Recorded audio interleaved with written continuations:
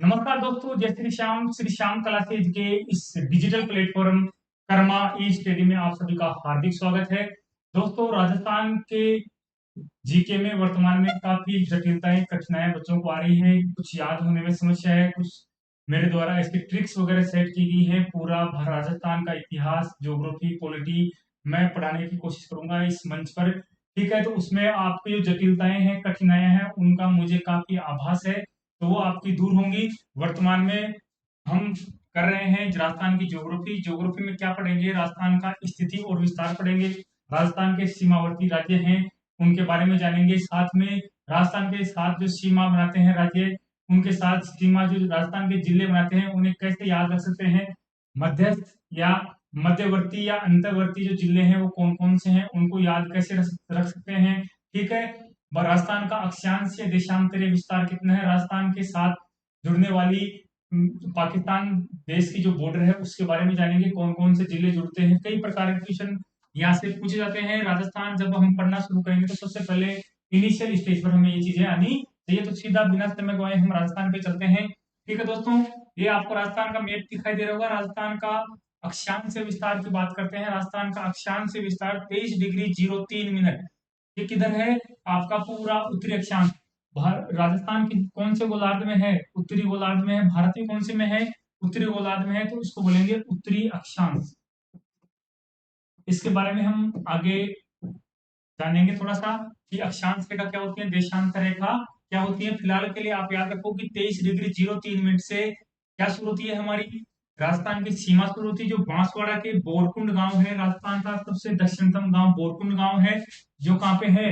आपके बांसवाड़ा में कुशलगढ़ तहसील है। कुशलगढ़ तहसील का गांव है। ठीक है, तो सबसे दक्षिणतम तहसील कौन सी होगी? कुशलगढ़ हो गई। सबसे दक्षिणतम जिला कौन सा है? तो बांसवाड़ा है। सबसे दक्षिणतम अगर गांव की बात करें तो कौन सा है? बोरकुंड गांव है। ऐसे ही उत्तर की बात करें तो उत्तर में क्या है?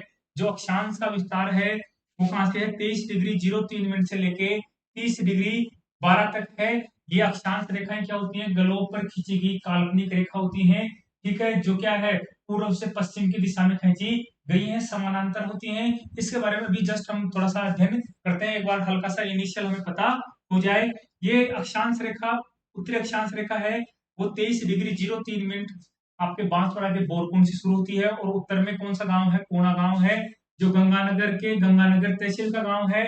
वहां तक क्या है? ये विस्तारित है। ठीक है, और डिग्री कितनी है आपकी? 23 डिग्री और 12 मिनट तक विस्तारित है।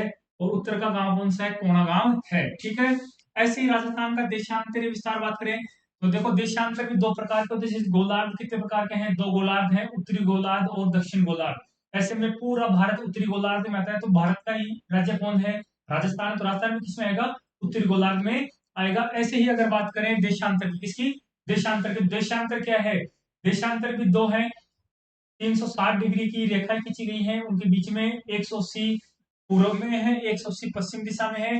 बीच में ग्रीनविच रेखा खींची गई है, 0 डिग्री रेखा खींची गई है देशांतर की। उसके दोनों तरफ 180 डिग्री है। ठीक है, कुल कितने देशांतर रेखाएं हैं? 360 डिग्री की देशांतर रेखाएं हैं। ठीक है, तो ऐसे में क्या है कि देशांतर जो रेखाएं हैं वो हमें क्या बताती है? समय के बारे में ज्ञान कराती हैं। तो हमारा जो भारत है वो पूर्वी देशांतर में आता है। देशांतर विस्तार कितना होगा?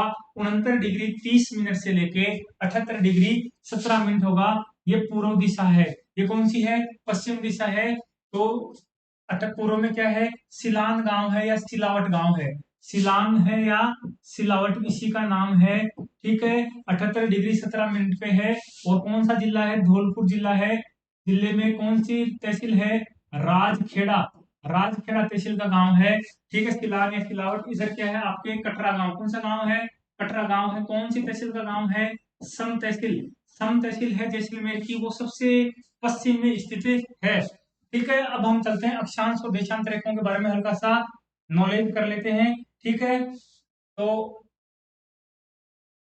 दोस्तों देखो क्या है कि पृथ्वी का अध्ययन करने के लिए, पृथ्वी का अध्ययन करने के लिए पृथ्वी को क्या माना गया है? जैसे मान लो पृथ्वी एक अंडाकार आकार में है। ठीक है, और इसमें अध्ययन करने के लिए कुछ रेखा खींची गई है, कुछ रेखा खींची गई है, काल्पनिक रेखा है। आप अगर कहीं पृथ्वी पर घूमने चले जाएं कि ये रेखा कहाँ से गुजरी है तो आपको देखने को कहीं नहीं मिलेगी। ये पृथ्वी के अध्ययन करने के लिए, मानचित्र का अध्ययन करने के लिए खींची गई काल्पनिक रेखा है। ये देखो इस रेखा, ये तो रेखा ये हो गई, एक ये मान लेते हैं हम कर्क रेखा हो गई, ये हो गई आपकी मकर रेखा हो गई, ये आर्कटिक वर्त वाली रेखा हो गई, और ये अंटार्कटिक वर्त वाली रेखा हो गई है। ठीक है, यहाँ पे पॉइंट है, यहाँ पे भी क्या है, पॉइंट है। ये 90 डिग्री पर है, ये भी कितने डिग्री पर है, 90 डिग्री पर है। ठीक है, इसे बोलेंगे हम 0 डिग्री अक्षांश, 0 डिग्री अक्षांश, ये है हमारा 0 डिग्री अक्षांश। ठीक है, ये 0 डिग्री अक्षांश है। ठीक है, और इसी का एक दूसरा नाम क्या है, इसी को हम विषुवत, इसी को हम विषुवत रेखा, या इसी को ही भूमध्य, भूमि के मध्य खींची गई रेखा है, इसलिए इसी को ही भूमध्य रेखा कहते हैं। सूर्य की मुख्य स्थिति इसी भूमध्य रेखा के ऊपर रहती है, मतलब यहाँ पे धूप ज्यादा पड़ती है। ठीक है, और बात करें उत्तर में, तो देखो इसके उत्तर में 0 डिग्री के उत्तर में जाएंगे तो यहाँ पे 1 2 3 4 5 6 7 8 9 ऐसे करते कितने डिग्री है, 90 डिग्री है। अध्ययन की दृष्टि से हम यहाँ रखते हैं 23.5 डिग्री, जिसे क्या बोलते हैं, कर्क रेखा। क्या बोलते हैं, कर्क रेखा। 23.5 डिग्री पर कर्क रेखा है। और ये तो कहाँ है, देखो ये जो बीच में लाइन खींची गई है, इस गोले को दो भागों में बांटती है, ऊपर वाला गोला आधा गोला, नीचे वाला गोला आधा गोला। ऊपर वाले गोले को बोलते हैं उत्तरी गोलार्ध, गोलार्ध मतलब गोला है, आधा गोला है, जो कौन सी दिशा में, उत्तर दिशा में। ये कौन सा है, दक्षिण गोलार्ध, तो इसको लिख दिया मैंने दक्षिण गोलार्ध। ये तो हो गया आपका दक्षिण गोलार्ध, और ये हो गया आपका उत्तरी गोलार्ध, ये हो गया आपका उत्तरी गोलार्ध। ठीक है, तो दो प्रकार, दो भागों में इसको हमने बांट दिया पृथ्वी को, उत्तरी गोलार्ध और दक्षिण गोलार्ध। अगर भारत की बात करें तो भारत की स्थिति क्या है, भारत की स्थिति ये है,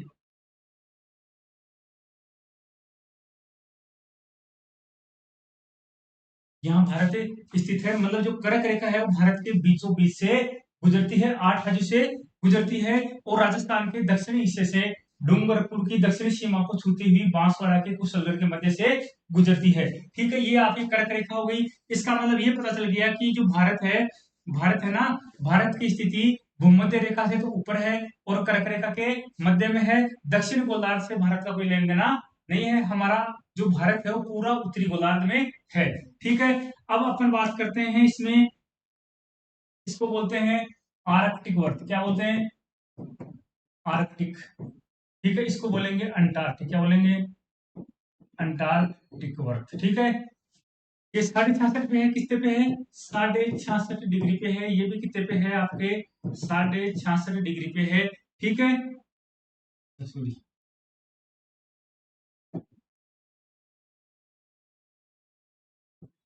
ये तो आपकी कौन सी होगी, मकर रेखा। कौन सी है, मकर रेखा।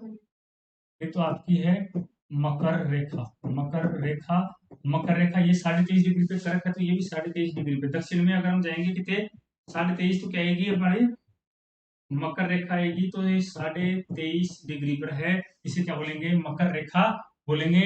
ये है हमारा 66.5 डिग्री पे, कितने पे है, 66.5 पे। इसको बोलेंगे अंटार्कटिक वर्त। क्या बोलेंगे, ये अंटार्कटिक वर्त में आता है। और नीचे क्या है, 90 डिग्री है। कई बार तो प्रश्न ये पूछते हैं कि कुल अक्षांश रेखा कितनी होती है ग्लोब में, तो देखो मैंने बताया था रेखा पूछे, डिग्री पूछे, तो देखो डिग्री 0 डिग्री शुरू हो रहा है, कहाँ शुरू हो रहा है, जीरो, इसका नाम क्या है, 0 डिग्री है। फिर क्या आएगा, 1 2 3 ऐसे चलेगा। ठीक है, और कब तक है, 90 तक है। कितने तक है, 90 तक। तो उत्तर में 90, बीच में 0 डिग्री, और फिर बीच, फिर नीचे साउथ में 90 डिग्री। तो कुल आपसे अक्षांश डिग्री में पूछे, किसे मुझे, डिग्री में, ग्लोब पर कुल कितनी डिग्री अक्षांश रेखाएं हैं, तो देखो 90 90 180 और 1 0 डिग्री, तो कितनी होगी, 181। कुल कितनी डिग्री है, अगर आपसे डिग्री की बात पूछे, कुल कितने डिग्री में बांटा गया पृथ्वी को, तो 180 डिग्री में बांटा गया है। ठीक है, लेकिन अगर आपसे पूछे कुल अक्षांश रेखा कितनी है, तो देखो यहाँ पर जैसे ही लास्ट का पॉइंट आएगा, जिसको हम क्या बोलेंगे, 89 बोलेंगे, वहां तो लाइन खींची हुई है।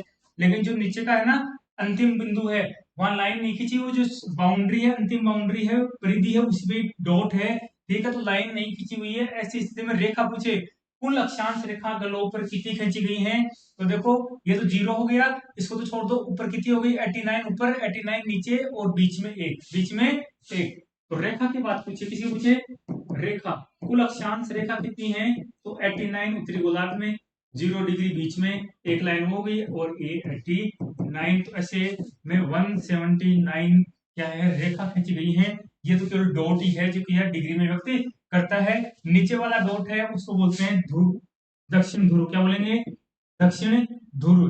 ध्रुव ऐसा प्रदेश है जहाँ पे क्या है, हमेशा क्या रहती है, बर्फ जमी रहती है। ये दक्षिण ध्रुव हो गया आपका। और ये क्या है आपका उत्तरी ध्रुव। क्या है? उत्तरी ध्रुव। यहाँ पे सूर्य की किरणें बहुत कम पहुंच पाती हैं, साल में 10-5 दिन कोई पहुंच पाती है। इस स्थिति में यहाँ पे क्या है, बर्फीला प्रदेश है, ठंडा प्रदेश है। ठीक है। अब सूर्य की स्थिति का थोड़ा सा अध्ययन कर लेते हैं, वो भी आपके इसमें बार बार में काम आएगा। देखो आप पढ़ोगे आगे कि 21 जून को सूरज सीधा चमकता है किस पे, कर्क रेखा पे सीधा चमकता है। कब चमकेगा? 21 जून को। तो हम ऐसे 4 सूरज बना लेते हैं। ठीक है। 21 जून को किस पे चमकेगा? कर्क रेखा पे चमकेगा। 21 जून को कर्क रेखा पे चमकेगा। ठीक है। इसके बाद में जून के बाद में क्या आएगा, जैसे जून पे चमक, जून में अब 21 जून आएगा तो कर्क रेखा पे सीधा सूरज चमकेगा। मतलब सूरज की स्थिति यहाँ कहाँ पहुंच जाएगी, कर्क रेखा पर पहुंच जाएगी। इसी कारण हमारे राजस्थान में गर्मी क्या पड़ती है, तेज पड़ती है जून के महीने में आने के बाद में। ठीक है। जून के बाद में धीरे धीरे सूरज की स्थिति कहाँ आएगी, वापस विषुवत रेखा की तरफ आएगी। सूरज वापस गति करेगा किधर, विषुवत रेखा की तरफ करेगा। और 23 सितंबर को, कब? 23 सितंबर को सूरज कहाँ पहुंच जाएगा, आपके विषुवत रेखा पर, भूमध्य रेखा पर पहुंच जाएगा। ऐसी स्थिति में थोड़ा सी दूरी हो गई तो धीरे धीरे गर्मी कम पड़ेगी और सर्दी धीरे धीरे बढ़ेगी। ठीक है। और यहाँ से वापस कहाँ आएगा, यहाँ से जैसे सितंबर आएगा और 22 दिसंबर को कहाँ पहुंच जाएगा, ये 22 दिसंबर है। 22 दिसंबर को मकर रेखा पे सूरज पहुंच जाएगा।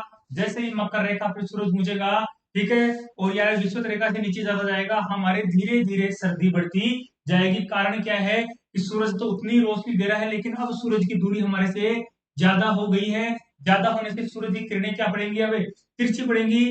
तिरछी पड़ेंगी तो दूरी ज्यादा तय करनी पड़ती है, ज्यादा दूरी तय करेंगे तो उनकी एनर्जी कम हो जाएगी। एक तो सीधी पड़े और एक तिरछी पड़े, तो ऐसी स्थिति में ज्यादा दूरी तय करनी पड़ती है, तो उतना पावर नहीं रह पाता। इस कारण धूप कम पड़ेगी, धूप कम पड़ेगी तो गर्मी कम पड़ेगी, गर्मी कम पड़ेगी तो सर्दी पड़ेगी। ठीक है। तो ये 22 दिसंबर की स्थिति है। 22 दिसंबर को सूरज कहाँ चमकेगा, आपके मकर रेखा पे चमकेगा। और वापस, और वापस वापस सूरज यहाँ से घूम कर कहाँ जाएगा, 21 मार्च को। किसको? 21 मार्च। 21 मार्च को वापस कहाँ पहुंच जाएगा, 21 मार्च। 21 मार्च को सूरज वापस कहाँ पहुंच जाएगा हमारा, ये 21 मार्च आ गया, वापस कहाँ पहुंच जाएगा, विषुवत रेखा पर पहुंच जाएगा। तो ये सूरज की एक तरह से क्या हो गई, गति हो गई।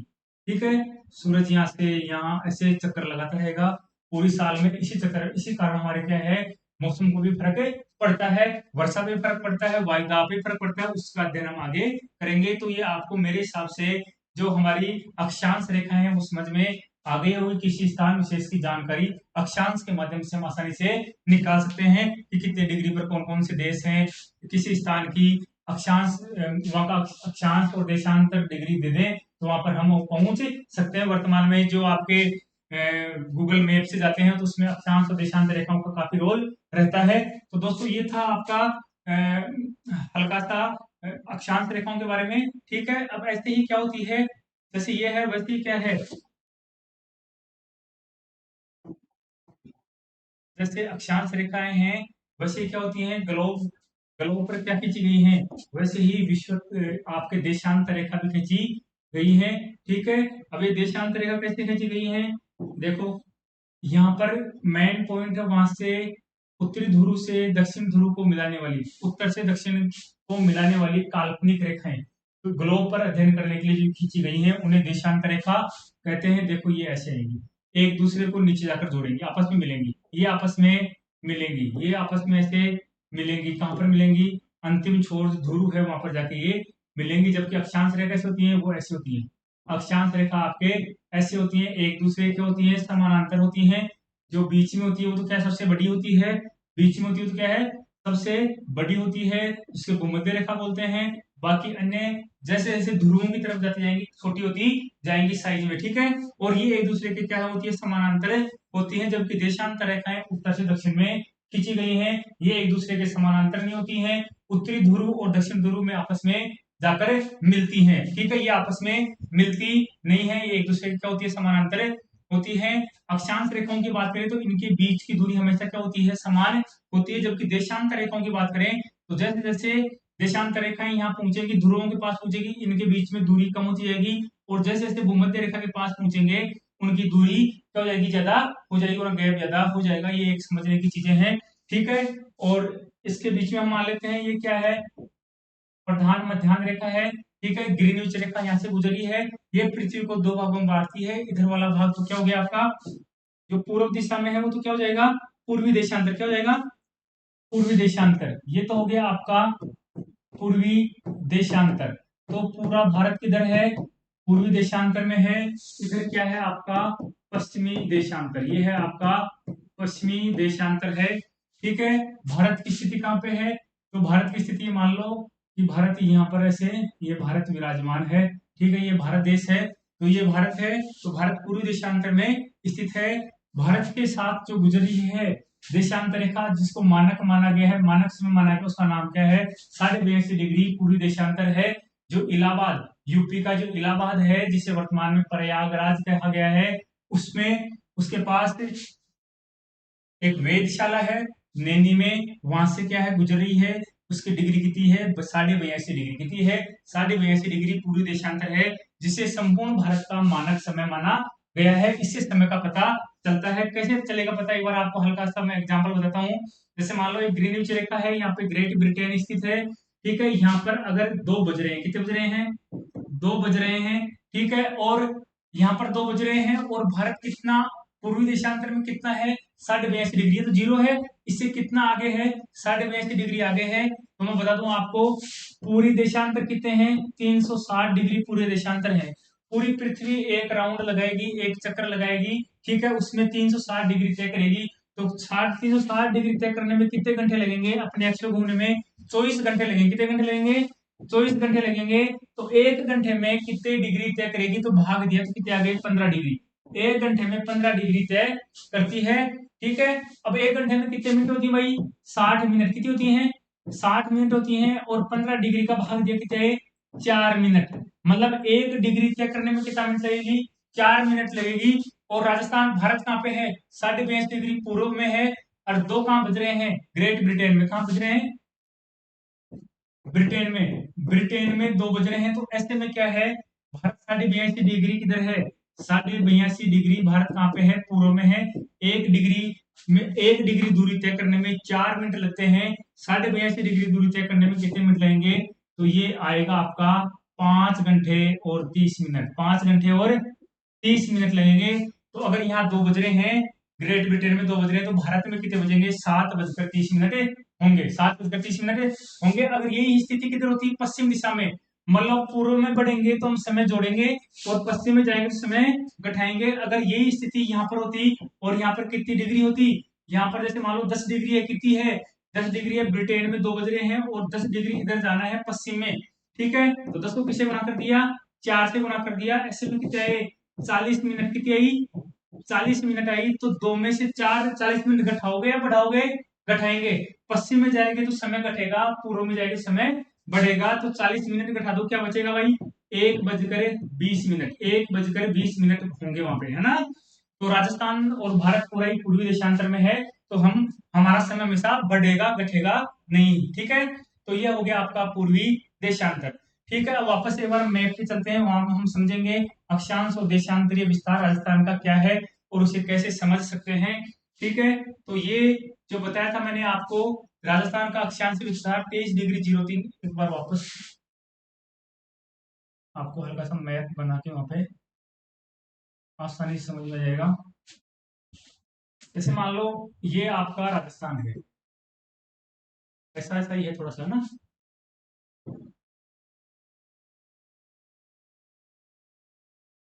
ये मान लो राजस्थान है, ठीक है, राजस्थान है। और यहाँ पे है 23°03, है ना, उत्तरी अक्षांश, उत्तरी। अब मैंने बता दिया, आप समझ गए होंगे, उत्तरी अक्षांश है, ठीक है। और ये 30°12। 30°12 क्या है, ये भी उत्तरी अक्षांश है। ये उत्तर में है, और ये कहाँ पे है, दक्षिणतम सीमा है। ये उत्तरतम सीमा किसकी, राजस्थान की। यहाँ पे पूर्वी देशांतर कितना है, तो 69 डिग्री और 30 मिनट पूर्व में जो कौन सा गांव है, कटरा गांव सम तहसील है। इधर है सिलान गांव 78 डिग्री 17 मिनट है। ठीक है, अब आपसे पूछे राजस्थान का कुल अक्षांश, राजस्थान का कुल देशांत अक्षांश विस्तार कितना है, तो राजस्थान का अक्षांश विस्तार कैसे निकालोगे भाई बताओ। राजस्थान में विस्तार कितना है, 23 डिग्री 03 से शुरू होता है और 30 डिग्री 12 मिनट पे क्या होता है, खत्म हो जाता है। तो अंतर करेंगे, क्या करेंगे, अंतर करेंगे, अंतर करते हैं। तो देखो 30 डिग्री 12 मिनट में से क्या घटा दिया, 30 डिग्री 12 मिनट में से 23 डिग्री और 03 मिनट घटाएंगे तो यहाँ अंतर कर लो, मिनट से मिनट घटाएंगे तो कितने बचेंगे, 9 मिनट बचेंगे।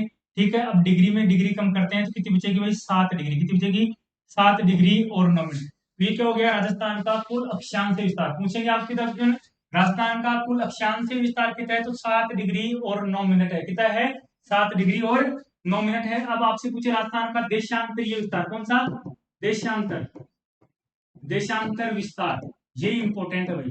राजस्थान का देशांतर विस्तार पूछे, ठीक है, कितना भाई, 78 डिग्री 17 मिनट, 78 डिग्री 17 मिनट है। उसमें कितना कम करेंगे हम, 69 डिग्री और 30 मिनट कम करेंगे। अब अंतर करेंगे तो समस्या आ गई, ऊपर छोटा है नीचे बड़ा है।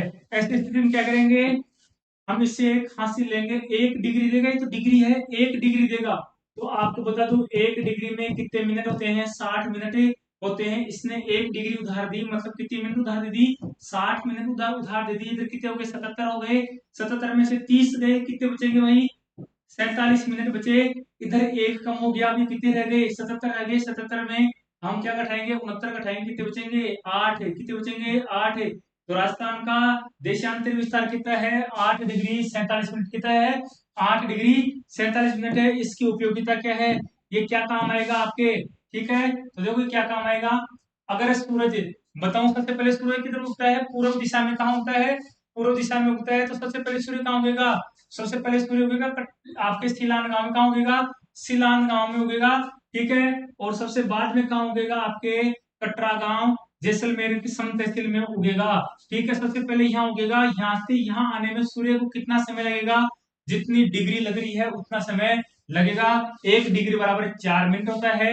हमें पता है 8 डिग्री, सॉरी 8 डिग्री और 47 मिनट, 8 डिग्री और 47 मिनट है। इसको किसे गुना कर दिया, 4 से गुना कर दिया, किसे गुना कर दिया, 4 से गुना कर दिया। देखो 8 चौक 32, हर 15 पर एक एक बढ़ेगा तो 15 3 45, कितने हो गए, 35। तो 35 तो क्या हो गए, मिनट, 35 मिनट और लगभग 8 सेकंड, याद रख लेना आपको, ठीक है। 35 मिनट और 8 सेकंड बाद में यहाँ से सूर्य यहाँ आने तक, यहाँ उगने में कितना समय लगेगा, 35 मिनट और 8 सेकंड लगेंगे। सबसे पहले सूर्योदय, सबसे पहले सूर्योदय कहाँ होगा, आपके सिलान गांव धौलपुर में होगा। और सबसे पहले सूर्य अस्त भी कहाँ होगा, सूर्यास्त, सबसे पहले सूर्यास्त भी कहाँ होगा, यहाँ होगा। और सबके बाद में, सबके बाद में, सबसे बाद में सूर्योदय कहाँ होगा, कटरा गांव जैसलमेर में। और उसके बाद में सबसे लास्ट में सूर्यास्त कहाँ होगा, वही कटरा गांव जैसलमेर में होगा। वही जितने मिनट का यहाँ फर्क पड़ रहा है, वही उतने मिनट का क्या पड़ेगा, सूर्य को छिपने में भी फर्क पड़ेगा। तो ये आपको समय का निर्धारण यहाँ से हो रहा है, स्थान स्थिति का निर्धारण यहाँ से हो रहा है। साथ में मैं बता दूं आपको, कर्क रेखा भी राजस्थान के दक्षिणी भाग से गुजरी है, उसका अध्ययन हम सीधा मैप में करते हैं।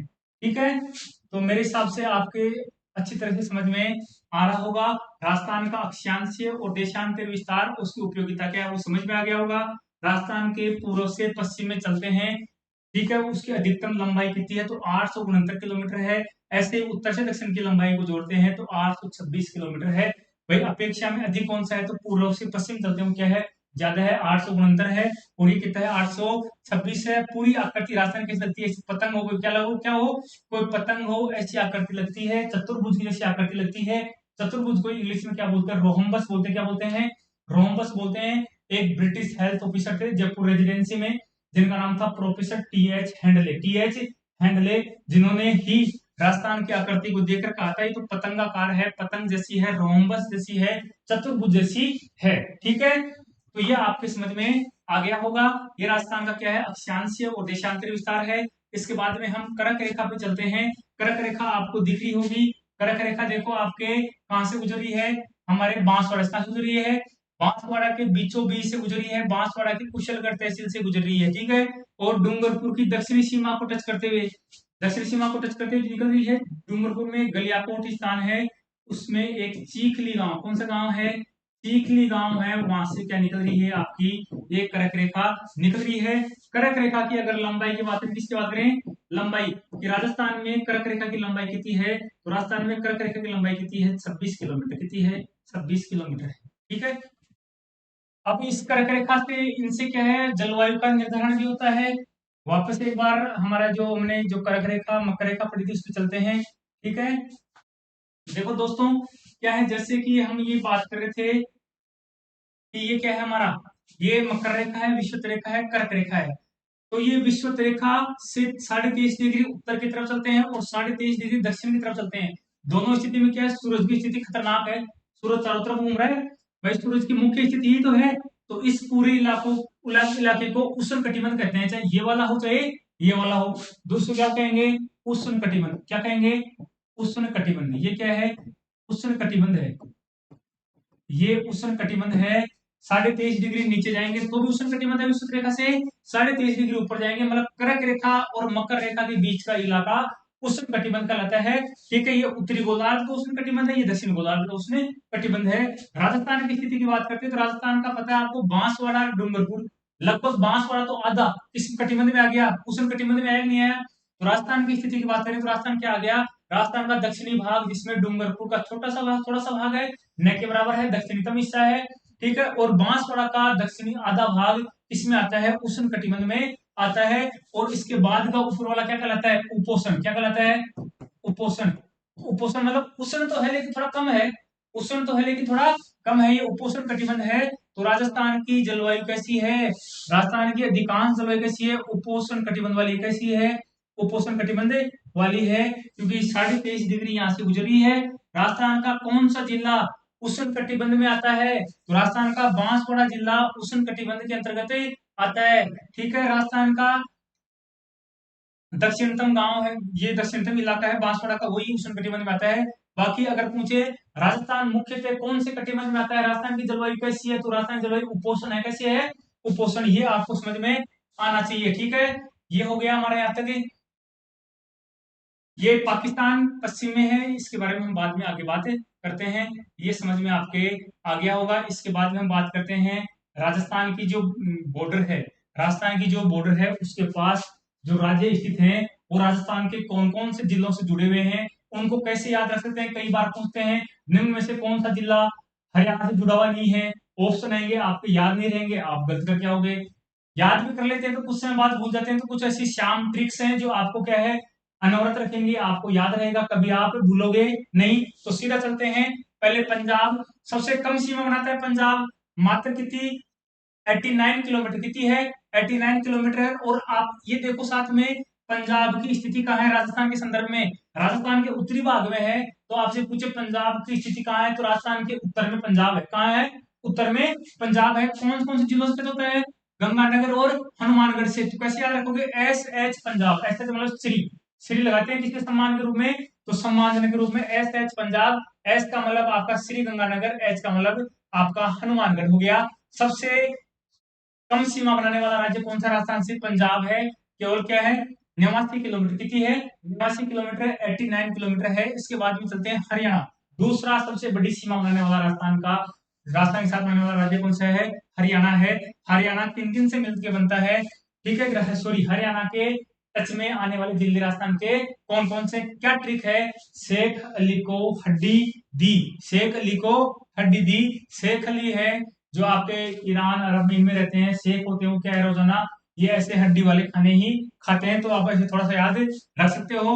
वैसे ट्रिक है याद रखने के लिए, ये थोड़ा ध्यान रखना, शेखा मतलब क्या है, ये से आपको जब मैं पढ़ाऊंगा तो कई जगह आपको देखने को मिलेगा। शेखा मतलब होता है शेखावाटी, क्या होता है, शेखा वाटी होता है, शेखा मतलब शेखावाटी, शेखा मतलब क्या है, शेखा मतलब क्या है, शेखा मतलब है शेखावाटी, शेखावाटी है। शेखावाटी में कौन कौन से जिलों को शामिल किया गया है, तो सीकर चूरू झुंझुनू, सीकर चूरू झुंझुनू ये क्या है शेखावाटी। तो से क्या हो गया शेखावाटी में आ गया आपके सीकर चूरू झुंझुनू। ख से क्या आ गया आपका खेरथल तिजारा, खेरथल तिजारा आ गया।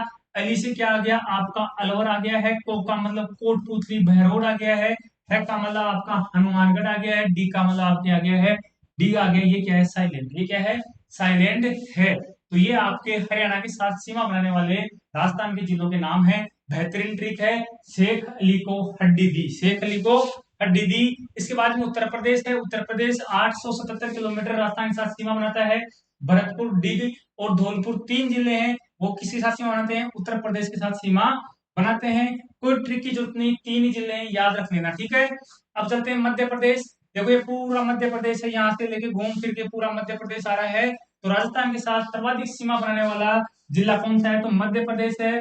कुल कितनी सीमा बनाता है, तो 16,000 किलोमीटर बनाता है। ट्रिक क्या है, माँ बाबा धोक, माँ बाबा धोक सीपी को भी झेलो, माँ बाबा धोक सीपी को भी झेलो, ठीक है। माँ का मतलब क्या हो गया यहाँ पे सवाई माधोपुर, बा का मतलब 12 और बा का मतलब बांसवाड़ा। माँ बाबा धो का मतलब धौलपुर, क्या का मतलब करौली, सीपी को भी झेलो, सी का मतलब आपका चित्तौड़गढ़ और पी का मतलब है प्रतापगढ़, को का मतलब कोटा, को का मतलब है कोटा, भी का मतलब भीलवाड़ा। देखो हल्का सा भीलवाड़ा टच हो रहा है, ठीक है। सबसे कम सीमा बनाने वाला मध्य प्रदेश के साथ कौन सा जिला है, भीलवाड़ा है। सर्वाधिक सीमा बनाने वाला कौन है आपका झालावाड़, कौन सा है झालावाड़। मध्य प्रदेश के साथ सर्वाधिक सीमा बनाने वाला राजस्थान का जिला है वो भी के बाद में भीलवाड़ा, झे का मतलब झेलो। और ये चित्तौड़गढ़ आपको दिख रहा होगा, ये भी चित्तौड़गढ़ है, ये भी क्या है चित्तौड़गढ़ है। चित्तौड़गढ़ एक ऐसा जिला है राजस्थान का जो क्या खंडित जिला है। इसका दूसरा भाग इससे जुड़ा हुआ नहीं है, देखो जुड़ाव नहीं है दोनों में आपस में, ठीक है। इसलिए इसे खंडित जिले के नाम से जाना जाता है, ठीक है। इसके बाद में हम गुजरात सीमा की बात करते हैं। गुजरात सॉरी, अगर बात करें मध्य प्रदेश राजस्थान की किस दिशा में स्थित है, देखो मध्य प्रदेश दक्षिण भी आ गया आपका, पूर्व भी आ गया। दक्षिण पूर्वी विभाग में कौन है, मध्य प्रदेश है। आपके पूर्वी विभाग में कौन है, उत्तर प्रदेश है। आपके दक्षिण पश्चिम भाग में क्या आ गया, गुजरात आ गया। कुल सीमा कितनी है, 1022 किलोमीटर है। कितनी है, 1022 किलोमीटर है। याद रखने की तरीका क्या है, गुजरात के श्री उजाड़ू बाबा, गुजरात के श्री उजाड़ू बाबा, ठीक है। तो यहाँ पे देखो गुजरात के श्री उजाड़ू बाबा है, ये तो सब साइलेंट है। श्री का मतलब यहाँ पे हम सिरोही से लेंगे, ठीक है। श्री गंगानगर तो हो नहीं सकता यहाँ पे, वो तो कहाँ पे उत्तर दिशा में, सोचो उत्तरी गांव है, उत्तरी जिला है, ठीक है। श्री उ का मतलब यहाँ पे उदयपुर हो जाएगा, जा का मतलब जालोर हो जाएगा, डू का मतलब डूंगरपुर हो जाएगा, उजाड़ू बाबा बांसवाड़ा और बाड़मेर। बाड़मेर की थोड़ी सी सीमा किससे टच होती है, गुजरात से टच होती है। सबसे कम सीमा बनाता है किससे, बांसवाड़ा से, सॉरी बाड़मेर से बनाता है कौन, गुजरात, ठीक है। तो ये होगी आपकी गुजरात को याद, गुजरात के साथ सीमा बनाने वाले जिलों की ट्रिक। इसके बाद में हम चलते हैं किस पे, पाकिस्तान की बात करते हैं। पाकिस्तान में कैसे याद रखोगे, पाकिस्तान के साथ वर्तमान में नवगठन, जिलों का नवगठन हो गया। पहले 33 जिले हुआ करते थे, अब कितने हो गए 41 जिले, हो कितने हो गए 41 जिले हो गए। जो फलोदी नया जिला बनाया गया है जोधपुर और जैसलमेर से, है ना। जोधपुर मुख्य भाग जोधपुर से है, थोड़ा सा इस तक से लिया गया है, आपके जैसलमेर से लिया गया है, ठीक है। तो ऐसे में अब 5 जिले हो गए जो क्या करते हैं, पाकिस्तान के साथ सीमा बनाते हैं। पाकिस्तान के साथ सीमा बनाना शुरू होता है आपके हिंदूमल कोट से, कहां से, श्री गंगानगर की एक जगह है उसका नाम है हिंदूमल कोट, हिंदूमल कोट। यहाँ से पाकिस्तान बॉर्डर राजस्थान में शुरू होती है और भाकासर बलगांव तक, भाकासर बलगांव, भाकासर, भाकासर, इसे भाकासर बोलते हैं। इसी को ही क्या बोलते हैं, भलगांव, क्या बोलते हैं, भलगांव, भलगांव शाहगढ़ के पास बाड़मेर में स्थित है। वहां तक कौन सी किसका सीमा है, पाकिस्तान के साथ सीमा है, ठीक है। आपको नक्शे में दिख रहा होगा फलोदी कम, सबसे कम सीमा बनाने वाला पाकिस्तान के साथ राज्य है, जबकि सर्वाधिक सीमा बनाने वाला कौन है आपका, जैसलमेर है, दिख रहा होगा नक्शे से, ठीक है। जो देखो देश के साथ, देश दूसरे देश के साथ सीमा बनाता है उसे क्या बोलते हैं, अंतरराष्ट्रीय सीमा, क्या बोलते हैं, अंतरराष्ट्रीय सीमा बोलते हैं। अगर किसी राज्य के साथ ही सीमा बनाए उसे अंतर राज्य क्या बोलते हैं, उसे बोलते हैं अंतर राज्य, उसे अंतरराज्य सीमा बोलेंगे। तो ये सभी सीमाएं अंतरराज्य थी और ये सीमा कौन सी है, अंतरराष्ट्रीय सीमा है। भारत और पाकिस्तान जब आजाद हुए तो इनके बीच में रेखा खींची गई। सर रेडक्लिफ को इसका अध्यक्ष बनाया गया, उनके द्वारा आजादी के बाद में 14-15 अगस्त को बैठक हुई, 17 अगस्त तक 1947 तक ये सीमा निर्धारित की गई, ठीक है। ठीक है, उसमें पाकिस्तान और भारत की बॉर्डर तय की गई। इस इस सीमा रेखा को रेड क्लिफ क्या कहते हैं? रेड क्लिफ कहते हैं। ठीक है, रेड क्लिफ, रेड क्लिफ सीमा रेखा कहते हैं। इसकी कुल लंबाई है 3310 किलोमीटर है, जिसमें राजस्थान में कितनी है? ये राजस्थान में 1070 किलोमीटर कितनी है? राजस्थान में 1070 किलोमीटर राजस्थान में है। दूसरी सबसे ज्यादा किसमें है? राजस्थान में है। ठीक है, तो ये हो गया आपका पाकिस्तान बॉर्डर के बारे में।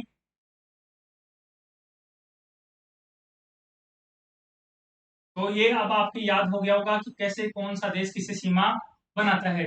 अब देखो आप यहाँ पे देख पा रहे होंगे, आपके पास सामने है राजस्थान के मध्यवर्ती अंतर्वर्ती जिलों की ट्रिक। राजस्थान के मध्य में जो जिले हैं, राजस्थान के अंतर्वर्ती जो अन्य किसी राज्य किसी देश के साथ सीमा नहीं बनाते, ऐसे राज्य ऐसे जिले कौन कौन से हैं?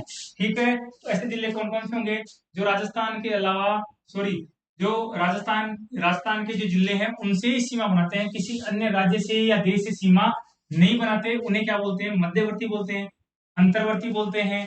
ठीक है, लैंड लॉक की बोल सकते हैं राजस्थान के संदर्भ में। ठीक, अंतस्थ भी बोल सकते हैं। ठीक, अंदर है आंतरिक जिले भी बोल सकते हैं। जोधपुर किसी के साथ सीमा बनाता है क्या? राजस्थान के जिलों के अलावा किसी से नहीं बनाता, तो ये आंतरिक जिला हो गया, नागौर हो गया, डीडवाना हो गया, आपका जयपुर हो गया, टोंक हो गया, आपका बूंदी हो गया, आपका अजमेर हो गया, आपका राजसमंद है, ये पाली है, ये सलूम्बर है, ये बालोतरा है, ये डीडवाना है, ये सभी क्या करते हैं? कुचामन डीडवाना है, ये सभी क्या है? अंतर्वर्ती जिले हैं, मध्यवर्ती जिले हैं। कैसे याद रखोगे भाई? ठीक है, याद रखने की ट्रिक है, आराधना टोप बाबू को, आराधना टोप बाबू को चालू ब्याज दो, आराधना टोप बाबू को क्या दो? चालू ब्याज दो। ठीक है, अब मैं लिखता हूं, ए का मतलब है अजमेर, ए का मतलब क्या है यहाँ पे? अजमेर, ए का मतलब हो गया अजमेर, रा का मतलब क्या हो गया भाई? राजसमंद, क्या हो गया? राजसमंद हो गया है। ठीक है, ध का मतलब यहाँ पे जोधपुर से, किससे है? जोधपुर, जोधपुर हो गया। ना का मतलब आपको बताने की जरूरत ही नहीं है, ना का मतलब क्या है? नागौर है, जो राजस्थान के मध्य में है। राजस्थान के अगर उत्तर और दक्षिण की, उत्तर दक्षिण और पूर्व पश्चिम, राजस्थान के अगर उत्तर दक्षिणी हिस्से को और पूर्व पश्चिमी हिस्से को मिलाएं तो बीच में कौन आता है? नागौर आता है। नागौर का एक गांव है लापोलाई, लापोलाई, जो क्या है पड़ता है इसके सेंटर में पड़ता है। इसको गगराना भी बोलते हैं। क्या बोलते हैं? सैटेलाइट में तो गगराना आ रहा है, गगराना। वैसे ही आरपीएससी मुख्यतः जब प्रश्न पूछती है तो लापोलाई को ही क्या मानती है? राजस्थान के मध्य में उत्तर और दक्षिण की लाइन जो टच करती हैं, तो मध्य में इसे ही मानती हैं।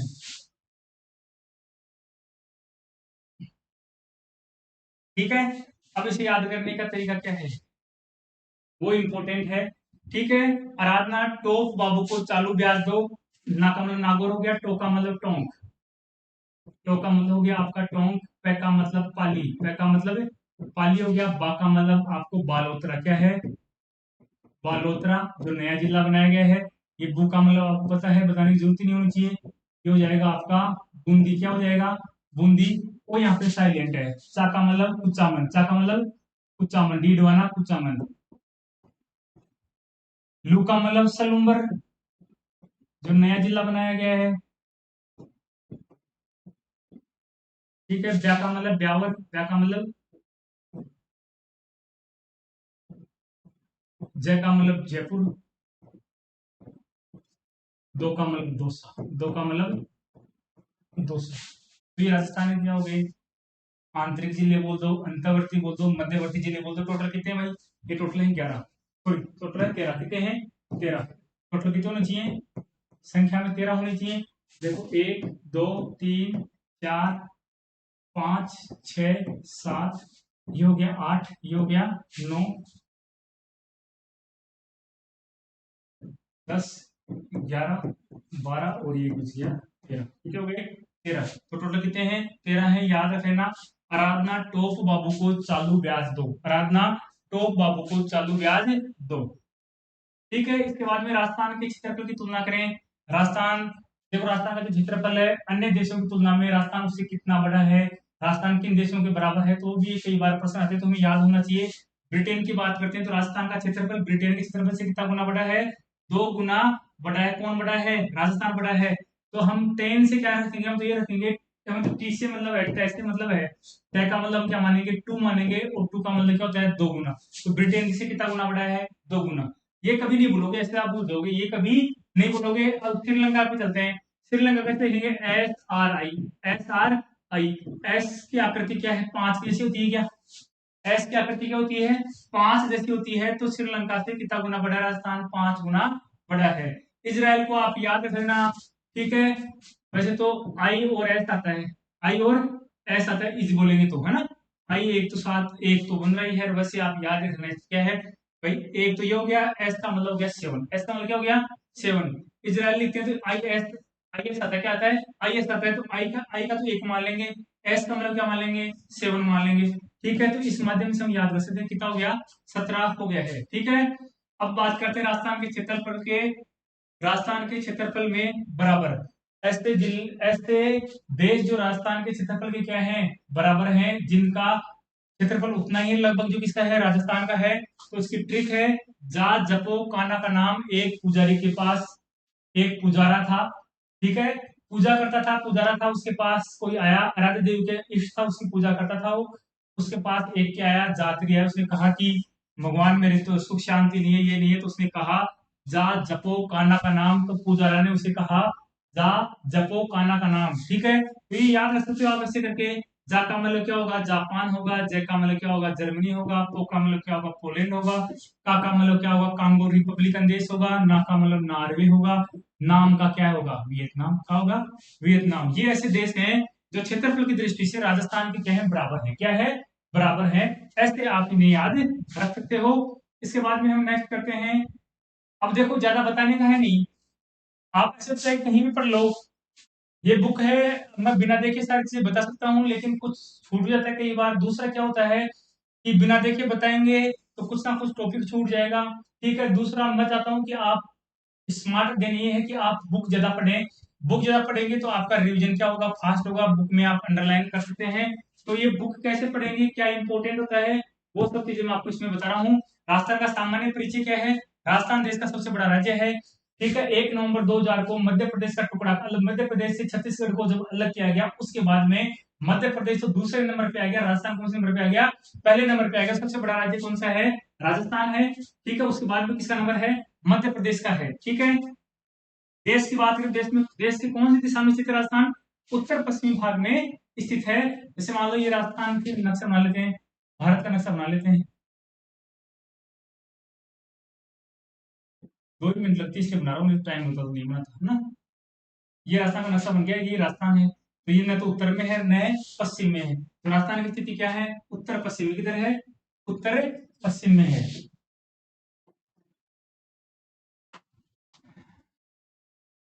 राजस्थान का कुल क्षेत्रफल कितना है 3,42,239 है, जो भारत के कुल क्षेत्रफल का 10.41% है। कितना है, 41% है। राजस्थान की कुल जनसंख्या जो वर्तमान लास्ट डाटा है 2011 की जनसंख्या का, हाल ही में नई जनगणना तो हुई नहीं है, तब तक के लिए यही मान रखे हैं। तो 6,85,00,000, 6,85,00,000 राजस्थान की क्या है, जनसंख्या है। जो भारत की जनसंख्या कितना परसेंट है, 5.70। कितना है, 5.70 है। मतलब कुल क्षेत्रफल तो कितना है राजस्थान में, 10.41 है। और जो जनसंख्या वो कितनी है, 5.67 है। ठीक है, राजस्थान का सबसे ऊंचा बिंदु, उच्चतम शिखर कौन सा है, तो गुरु शिखर है, माउंट आबू। आपको अरावली पर्वतमाला जो विश्व की सबसे पुरानी अवशिष्ट पर्वतमाला, सबसे प्राचीन पर्वतमाला है, उसकी सबसे ऊंची चोटी है गुरु शिखर, जो राजस्थान के मध्य से गुजरती है। ठीक है, जिसे राजस्थान की का मेरुदंड कहा गया है। ठीक है, उसकी सबसे ऊंची चोटी है गुरु शिखर, जिसकी ऊंचाई है 1722 मीटर है। माउंट आबू सिरोही में स्थित है। सबसे निम्नतम बिंदु की बात करें, कौन सी झील है, सांबर झील है। ठीक है, राज्य का सबसे नजदीक बंदरगाह कौन सा है, तो कांडला बंदरगाह जो गुजरात में है, वो नजदीक बंदरगाह है। इसके बाद में राजस्थान का नाम राजस्थान कैसे पड़ता है, इसके बारे में बात करेंगे। तो इसके बारे में देखो, राजस्थान को जब ऋग्वेद काल की बात करते हैं तो उसमें ब्रह्मावर्त कहते हैं, क्या कहते हैं, ब्रह्मावर्त कहते थे। फिर बाद में रामायण लिखी वाल्मीकि ने, उसको क्या कहेंगे, वाल्मीकि काल कह दो, रामायण काल कह दो। उसमें मरु कांतार कहा गया, क्या कहा गया, मरु कांतार कहा गया। फिर आपके जोधपुर के दरबार में, उसमें राजा महाराजाओं के शासन चलते थे। जोधपुर का जो मारवाड़ है, वहां के दरबार में एक मुनोत नैनसी नामक एक दरबारी रहा करता था, उसने एक किताब लिखी उस किताब का नाम था, पुस्तक का नाम था मोनोत नेनसिरी ख्यात। ख्यात क्या होती है? किसी राजा की बड़ाई में, गुणगान में, यशोगान में लिखे जाने वाला लेख था। ठीक है, उसमें उसने क्या लिखा, राजस्थान का उसमें भी नाम दिया है। एक अभिलेख मिलता है आपका, बसंतगढ़ शिलालेख मिलता है, उसमें राजस्थान द्वितीय, ये सभी अपन सीधा पढ़ लेते हैं, जरा टाइम भी खराब नहीं हो। ऋग्वेद में ब्रह्मवर्त नाम दिया है, तो ब्रह्मवर्त किसमें कहा गया है? ऋग्वेद में कहा गया है ब्रह्मावर्त। वाल्मीकि ने रामायण में क्या लिखा राजस्थान के लिए? मरुकांता। तो पूछेंगे रामायण काल में राजस्थान को किस नाम से जाना जाता था? मरुकांता। ऋग्वेद काल में किस नाम से जाना जाता था? तो आपको ब्रह्मावर्त के नाम से जाना जाता था। ठीक है, वाल्मीकि ने क्या नाम दिया था? मरुकांता नाम दिया था। इसके बाद में बात करें कि राजस्थान शब्द का प्राचीनतम उपयोग। राजस्थान शब्द का अब तक उपयोग कहीं नहीं हुआ था। राजस्थान शब्द पहली बार कहाँ उपयोग हुआ? तो बसंतगढ़ सिरोही का एक शिलालेख है, 682 विक्रम संवत का है। ठीक है, यहाँ मिला था। उस अभिलेख में राजस्थान द्वितीय, राजस्थान द्वितीय एक राजा की उपाधि थी। ये राजस्थान के भूभाग के लिए नाम नहीं था, किसके लिए था? किसी राजा की उपाधि थी। तो आपसे पूछेंगे प्रश्न, क्या पूछेंगे? राजस्थान शब्द का सबसे प्राचीनतम उपयोग, सबसे पहला उपयोग कहाँ हुआ? तो बसंतगढ़ शिलालेख में हुआ। उस शिलालेख का मिला था। शिलालेख क्या होता है? शिला यानी पत्थर, पत्थर पर लिखा हुआ लेख। ठीक है, तो प्राचीन काल में लिखे थे, वो कहाँ मिला आपको? बसंतगढ़ में मिला, इसलिए इसका नाम क्या पड़ गया? बसंतगढ़ का शिलालेख पड़ गया। ठीक है, तो उसमें मिलता है राजस्थान या द्वितीय शब्द मिलता है। ठीक है, ये कब का अभिलेख है? ये विक्रम संवत 682 का है। ठीक है, तो राजस्थान शब्द का सबसे पहला उल्लेख मिलता है।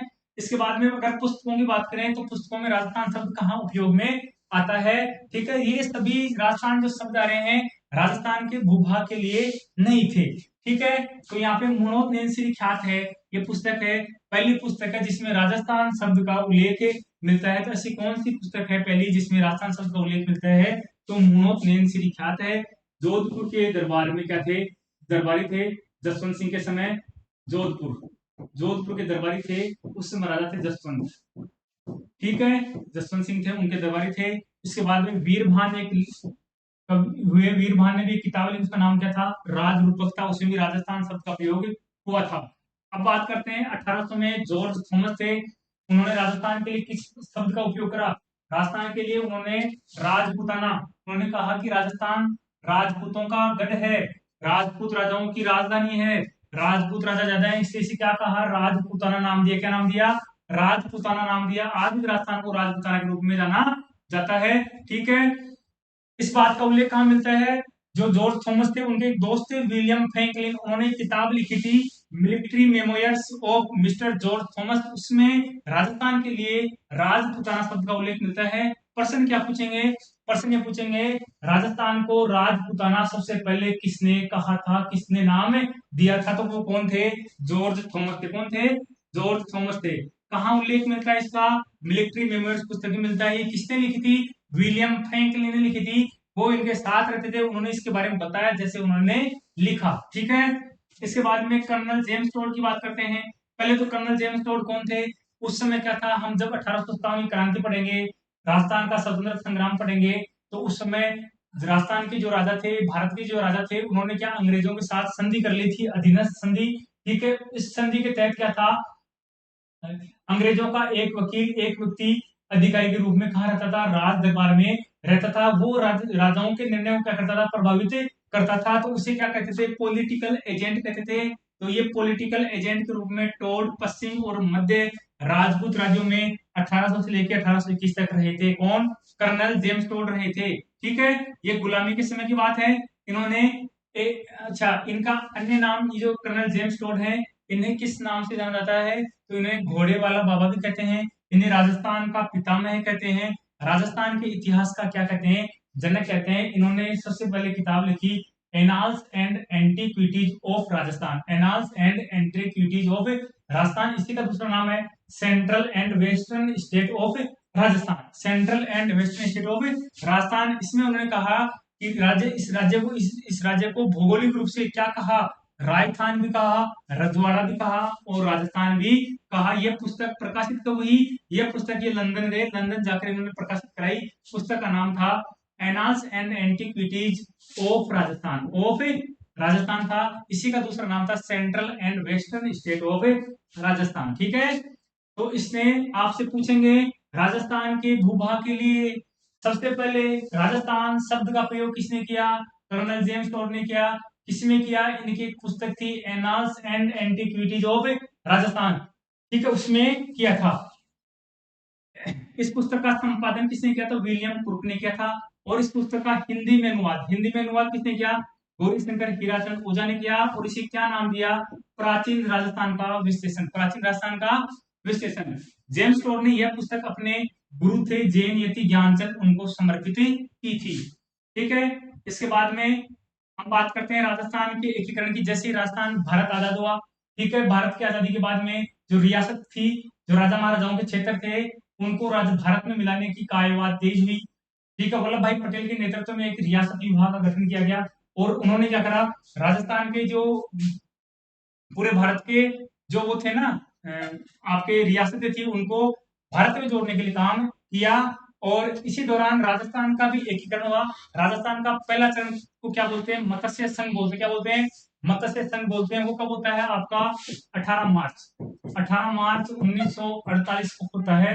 18 मार्च 1948 को होता है। दूसरा चरण कब होता है, 25 मार्च 1948 को होता है। पहले चरण को बोलते हैं मत्स्य संघ। क्या बोलते हैं, मत्स्य, उसको बोलते हैं मत्स्य संघ बोलते हैं। राजस्थान शब्द का उल्लेख नहीं हुआ था। तो राजस्थान के एकीकरण में सबसे पहले राजस्थान शब्द का उल्लेख कब होता है, तो दूसरे चरण में। कब होता है, जब राजस्थान का पूरा राजस्थान कब बनता है, 7 चरणों में बनता है। कितने बनता है, 7 चरणों में बनता है। तो दूसरे चरण में पहली बार राजस्थान शब्द का उल्लेख हुआ था। ठीक है, उसमें क्या नाम दिया गया था, पूर्व राजस्थान संघ नाम दिया गया था। ठीक है, इसके बाद में उसमें बांसवाड़ा, बूंदी, कोटा, ये सभी नई रियासतें थी, शाहपुरा वगैरह, ये कोटा, डूंगरपुर, इनको जोड़ा गया था। ठीक है, उदयपुर, इनको जोड़ा गया था। इसलिए इसका नाम क्या दिया था, पूर्व राजस्थान संघ दिया था। इसके बाद में उदयपुर नहीं था, किशनगढ़, बांसवाड़ा, बूंदी, झाला बाबू की किशनगढ़ हो गया आपका। ठीक है, झालावाड़ हो गया, डूंगरपुर हो गया, इन चीजों को जोड़ा गया था इसमें। कभी 25 मार्च 1900, शाहपुरा हो गया, टोंक हो गया, प्रतापगढ़ हो गया, ये कुछ रियासतें थी, 9 रियासतें लगभग थी, उनको इसमें जोड़ा गया था। दूसरे चरण में उसको नाम दिया था पूर्व राजस्थान संघ। राजस्थान भूभाग के लिए जब एकीकरण के समय कौन से चरण में राजस्थान नाम दिया गया था, दूसरे चरण में नाम दिया गया था। जब 30 मार्च 1948 की बात आई तो 4 रियासतें एक साथ जुड़ी थी, जो बड़ी बड़ी थी, जयपुर, जोधपुर, जैसलमेर और बीकानेर। इनके विलय होने के बाद में इसे नाम दिया गया वृहत राजस्थान। ठीक है, और इसी 30 मार्च को लगभग ये हो गया था कि राजस्थान का अब लगभग गठन हो गया है, इसलिए इसे राजस्थान दिवस के रूप में मनाया जाता है। ठीक है, राजस्थान शब्द, राजस्थान प्रदेश को राजस्थान नाम विधिवत रूप से फिर कब दिया गया था, 26 जनवरी 1950 को विधिवत रूप से नाम स्वीकार कर लिया। क्या, राजस्थान स्वीकार कर लिया है। ठीक है, अब आपसे पूछेंगे सबसे पहले राजस्थान शब्द का उल्लेख कहाँ मिलता है, तो ये आपको पता चल गया, वसंतगढ़ शिलालेख से मिलता है। ठीक है, पुस्तकों में बात करें तो मुणोक में मिलता है, राजरूपक में मिलता है। ठीक है, राजरूपक में, और भाई वीरभान की राजरूपक है और मुणोक ख्यात में ये नाम मिलता है। ठीक है, उसके बाद में राजपुताना किसने कहा था, जॉर्ज थॉमस ने कहा था। और भौगोलिक भूभाग के लिए राजस्थान शब्द किसने कहा था, annals and antiquities of Rajasthan के लेखक जेम्स टोर ने राजस्थान नाम दिया था। ठीक है, कौन से चरण में राजस्थान नाम आया, तो दूसरे चरण में राजस्थान नाम आ गया था। राजस्थान की स्थिति और विस्तार की बात करते हैं। पूरा भारत ही उत्तरी गोलार्ध में है और पूरा भारत ही पूर्वी गोलार्ध में है। ठीक है, तो राजस्थान भी इन्हीं गोलार्धों में है, इसके बारे में बता दिया मैंने। अक्षांश देशांतर विस्तार के बारे में ढंग से बता दिया। उस देशांतर विस्तार कितना है, 8 डिग्री 47 मिनट है। ठीक है, और वो कितना है आपका, 7 डिग्री और 9 मिनट है। ठीक, कौन सा, अक्षांश विस्तार। भारत का मानक समय, राजस्थान का मानक समय सेम है, 22.5 डिग्री पूर्वी देशांतर। इलाहाबाद के नैनी से गुजरती है ये रेखा, 22.5 डिग्री। ठीक है, 1 डिग्री पार करने पर सूर्य को 4 मिनट का समय लगता है। अतः कटरा गांव जैसलमेर में सिलावट या सिलान गांव धौलपुर में सूर्योदय के बाद में कितनी देर बाद में सूरज उगता है, 35 मिनट 8 सेकंड बाद में उगता है। 1 डिग्री बराबर 4 मिनट होता है, इंटू कर दिया गया है। लंबाई चौड़ाई की बात करें तो उत्तर से दक्षिण की लंबाई कितनी है, 820 है, जबकि आपके कौन सी पूर्व से पश्चिम में कितनी है, 869 है। कर्क रेखा के बारे में बता दिया मैंने, 23.5 डिग्री है, 8 राज्यों से गुजरती है। 8 राज्य जो भारत के उनसे गुजरती है, इनके नाम है। ठीक है, राजस्थान के संदर्भ में बात करें तो बांसवाड़ा में कुशलगढ़ तहसील के मध्य से गुजरती है। और डूंगरपुर की बात करें तो डूंगरपुर में गलियाकोट जगह उसके निकट चीखली गांव उसके मध्य से गुजरती है। ठीक है, और राजस्थान डूंगरपुर के दक्षिणी भाग से गुजरती है। कर्क रेखा के सर्वाधिक नजदीक कौन है, तो बांसवाड़ा है, ठीक है, करेक्ट रखें। कुल लंबाई कितनी है? 26 किलोमीटर है। सूर्य की किरणें सर्वाधिक सीधी कहाँ पड़ेगी? सबसे नजदीक कौन है भाई? बांसवाड़ा, वहीं पड़ेगी। सबसे दूर कौन है? गंगानगर। यहाँ क्या पड़ेगी? तिरछी पड़ेगी। सर्वाधिक सीधी किरणें कहाँ पड़ती है? क्रम से बात करें तो बांसवाड़ा, फिर डूंगरपुर, फिर प्रतापगढ़, फिर झालावाड़, फिर उदयपुर और फिर सलूम्बर। मैप में देख लेना, यही दक्षिण में है।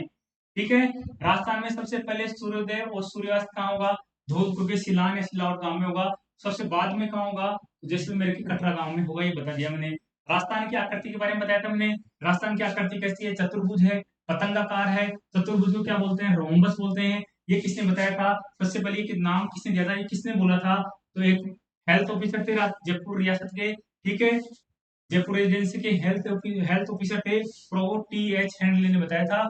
और उन्होंने तत्कालीन राजा राम सिंह, उस समय राजा थे राम सिंह सेकंड, राम सिंह सेकंड थे जयपुर के। उन्हें कहा था कि जयपुर में कौन सा रंग कराओ आप? जो वर्तमान में गेरुआ रंग हो रखा है, पिंक कलर हो रखा है, वो गेरुआ रंग करने की सलाह टी एच हैंडले ने ही दी थी। कुल स्थलीय सीमा कितनी है राजस्थान की? 5,920 किलोमीटर है। जिसमें पाकिस्तान के साथ सीमा कितनी है? रेड क्लिफ रेखा कितनी है राजस्थान में? 1,070 है। टोटल तो कितनी है वो? 3310 है। लेकिन राजस्थान में कितनी है? 1,070 है। और 8,450 के अन्य राज्य के साथ क्या बनाता है? राजस्थान सीमा बनाता है 1 किलोमीटर। उसे क्या बोलते हैं? अंतरराज्यीय सीमा बोलते हैं। रेड क्लिफ रेखा बताया था भारत और पाकिस्तान के मध्य स्थित है। ठीक है। इसे निर्धारण करने वाले कौन थे? रेड क्लिफ ही थे। ठीक है। कुल सीमा कितनी है? 3310 है। राजस्थान के कितने, भारत के कितने राज्य हैं? 4 राज्य हैं। वर्तमान में जम्मू कश्मीर राज्य नहीं रहा, क्या रहा है? केंद्र शासित प्रदेश है। कितना क्या है? केंद्र शासित प्रदेश। ऐसे में राज्य कितने हो गए भाई? 03। कितने हो गए? 03। एक क्या हो गया? केंद्र शासित प्रदेश हो गया, है ना। सबसे लंबा जम्मू कश्मीर, दूसरे नंबर पर कौन है? राजस्थान। कैसे राज राज रखते हैं? पंगु राज। पंगु राज पंजाब, गुजरात, राजस्थान और जम्मू कश्मीर। ठीक है। रेड क्लिफ रेखा मैंने बताया था कहां शुरू होगी? गंगानगर के हिंदूमल कोट से। गंगानगर के हिंदूमल कोट से शुरू होगी और बाड़मेर में कहां तक? कहां? बाड़मेर के शाहगढ़ में भाखासर भलगांव वहां तक चलेगी। ठीक है। कुल लंबाई बताई दी थी मैंने, 1,070 है। राजस्थान कितने राज्यों जिलों को छूती है? 5 जिलों को छूती है। सबसे कम किसके साथ है? सबसे कम फलोदी के साथ है। सबसे ज्यादा किसके साथ है? जैसलमेर के साथ है। रेड क्लिफ रेखा के सर्वाधिक नजदीक राजधानी मुख्यालय कौन सा है? राजधानी मुख्यालय, जिला मुख्यालय कौन सा है? श्री गंगानगर। सर्वाधिक नजदीक जिला मुख्यालय, जैसे मान लो जयपुर है, तो जयपुर तो पूरा जयपुर तो कितना बड़ा फैला हुआ है, लेकिन उसका जिला कलेक्टर जहाँ बैठता है उसको जिला मुख्यालय बोलते हैं। तो जिला मुख्यालय सबसे नजदीक किसका है? श्री गंगानगर का है, रेड क्लिफ रेखा से। ठीक है। सबसे दूर राजधानी, सबसे दूर राजधानी कौन सी है? जयपुर है। ठीक है। ये गंगानगर की सीमा है, बीकानेर से 80 किलोमीटर बनाता है, जैसलमेर से 30 बनाता है। इसमें थोड़ा बहुत बदलाव हो गया है। लेटेस्ट डाटा आप बाद में डालेंगे तब याद करेंगे, अभी के लिए इस पे लाइन कर देते हैं। आप तो याद रखो, सर्वाधिक किसके साथ है? जैसलमेर के साथ। सबसे कम किसके साथ है? आपके फलोदी के साथ है। रेड क्लिफ रेखा पर पाकिस्तान के 9 जिले, भाई जैसे जैसलमेर में ही बदलाव हुआ है, और तो चाहे आप याद रखो तो ये रख सकते हो, केवल जैसलमेर में इसमें बदलाव हुआ है। ठीक है। रेड क्लिफ रेखा पर पाकिस्तान के कितने जिले हैं? पाकिस्तान के 9 जिले। और प्रांत कितने हैं? 2। एक प्रांत का नाम पंजाब, एक का नाम क्या है? सिंध है। सर्वाधिक सीमा बनाने वाला राजस्थान के साथ कौन सा जिला है? भावलपुर है पाकिस्तान का। सबसे कम खेरपुर कौन सा है? खेरपुर है। रेड क्लिफ रेखा के सबसे नजदीक जिला मुख्यालय पहले भी क्या था? कौन सा है? श्री गंगानगर। सर्वाधिक दूर जिला मुख्यालय कौन सा है? बीकानेर। देखो, रेड क्लिफ रेखा पर, मतलब रेखा के सटाकर ऐसा कौन सा जिला है जिसका जिला मुख्यालय दूर है? एक है रेड क्लिफ रेखा से सर्वाधिक दूर, सर्वाधिक दूर राजस्थान का जिला कौन सा है? धौलपुर है। रेड क्लिफ रेखा किधर होगी? आपकी पूर्व दिशा में होगी, पश्चिम दिशा में होगी, और सबसे पूर्व में कौन है? धौलपुर। तो क्या उत्तर आएगा? धौलपुर। राजस्थान के अंतर्राज्यीय सीमा बनाने वाले जिले टोटल कितने हैं भाई? 25 हैं। इसमें केवल और कुछ नहीं है, तो अंतर्राज्यीय सीमा कोई भी बनाओ सब शामिल हो गए हैं। लेकिन जब बीच में क्या आ गया? केवल अंतर्राज्यीय सीमा, मतलब ऐसे जिले नहीं चाहिए जो अंतर्राष्ट्रीय सीमा बनाते हैं। मैप देखें एक बार अपन, तो मैप से आपको पता चलेगा केवल अंतर्राज्यीय केवल अंतर्राष्ट्रीय में क्या अंतर होता है।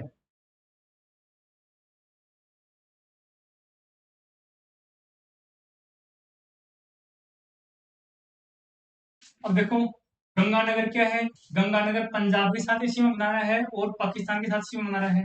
ऐसे ही बाड़मेर गुजरात के साथ सीमा बना रहा है, पाकिस्तान के साथ भी बना रहा है। तो अंतर्राज्यीय सीमा की बात करें तो ये पूरे अंतर्राज्यीय सीमा में आगे कौन से, बाड़मेर भी आ गया, आपका गंगानगर भी आ गया, और ये इधर वाले आ रही हैं अंतर्राज्यीय सीमा बनाने वाले। ठीक है, लेकिन केवल अंतर्राज्यीय सीमा की बात हो तो फिर ये अंतर्राष्ट्रीय सीमा बनाते हैं ना जो बाड़मेर और आगे कौन, गंगानगर, इन्हें इससे हटाना पड़ेगा, इस लिस्ट से इन्हें हटाना पड़ेगा। ठीक है,